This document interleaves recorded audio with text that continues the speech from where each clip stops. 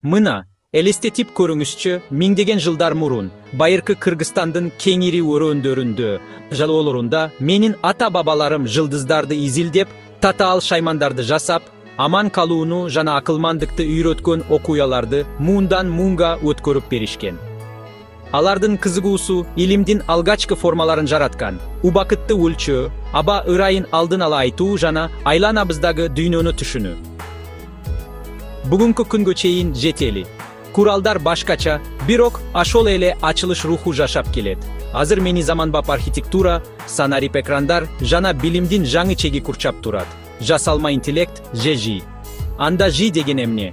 Жөнөкөй сөз менен айтканда, ЖИ бул компьютерлер адамдын акылын талап кылган иштерди аткарганда. Мисалы, жүздөрдү таануу, сүйлөөнү түшүнүү же чечим кабыл алуу. Бул компьютерге мээ бергендей чыныгы эмес, бирок тажрыйбадан үйрөнө ала турган санарип мээ. Машиналык окутуу, ЖМО ЖИнин чоң бөлүгү. Мо менен мен ар бир эрежени программалашым керек эмес. Анын ордуна мен машинага маалымат берем, ал өзүнөн өзү үлгүлөрдү үйрөнөт. Балага жаныбарларды таанууга үйрөткөндү элестетиңиз. Чексиз эрежелерди бербей, бирок көптөгөн сүрөттөрдү көрсөтүү менен. Нейрон тармактары ЖИнин негизи. Алар адамдын мээсинен шыктанган маалыматты иштетүү үчүн кичинекей байланыштардын катмарларын колдонушат. Ал эми бул тармактар чындап тереңдегенде, ондагон жада калса жүздөгөн катмарларды ойлоңуз. Биз муну терең окутуу деп атайбыз.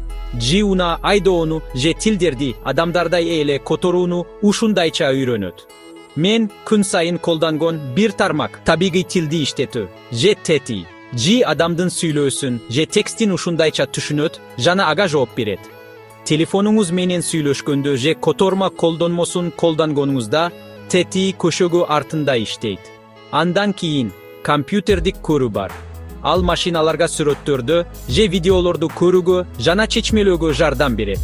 Телефонуңуздун кулпусун жүзүңүз менен ачуудан баштап, медициналык сканерлерде ооруларды аныктоого чейин компьютердик көрүү дүйнөнү өзгөртүп жатат. Бул тармактардын баары мен маалымат илими деп атаган нерседе биригет. Маалымат илимпоздору түшүнүктөрдү табуу жана божомолдорду айтуу үчүн чоң көлөмдөгү маалыматтарды чогултуп, тазалап, талдашат. Бирок бул жумуш орундары үчүн эмнени билдирет?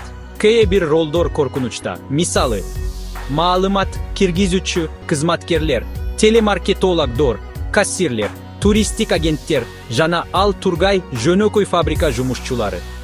Бирок кабатыр болбоңуз. Жаңы мүмкүнчүлүктөр пайда болууда. Келечектин 5 жумушу. ЖИ этика боюнча адистер, маалымат илимпоздору, робот техниктери, киберкоопсуздук адистери жана ЖИ тренерлери. Дүйнө тез өзгөрүүдө.